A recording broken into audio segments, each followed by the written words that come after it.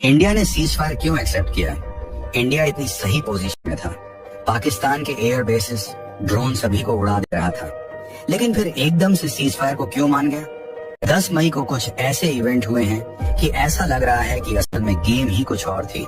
समझो, 9 तारीख की रात को लगभग 10 बजे के करीब भारत पाकिस्तान पर एयर अटैक्स कर रहा था, और तभी 12 बजे के बाद मतलब 10 मई को 1:30 के करीब पाकिस्तान में 4 मैग्नीट्यूड का भूकंप आता है। अब ये नेचुरल था, मैन मेड था, कंफर्म नहीं है। अब भूकंप अंडरग्राउंड न्यूक्लियर टेस्ट से भी आ सकता है या फिर न्यूक्लियर अटैक से भी।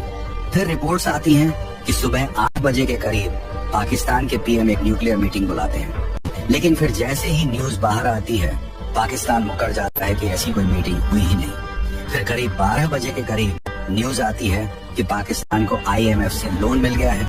फिर शाम को 5 बजे ट्रम्प का ट्वीट आता है कि दोनों कंट्रीज ने सीज फायर एक्सेप्ट कर लिया है, और फिर इंडिया की ऑफिशियल स्टेटमेंट आती है कि इसके बाद अगर कभी भी टेरर अटैक हुआ तो उसे एक्ट ऑफ वॉर माना जाएगा। अब ध्यान देना, इसके बाद ट्रम्प का एक और ट्वीट आता है जिसमें वो कहते हैं कि अच्छा हुआ सीज फायर हो गया, वरना millions of good and innocent people could have died. Millions of life तभी जाती हैं जब कोई न्यूक्लियर अटैक हो।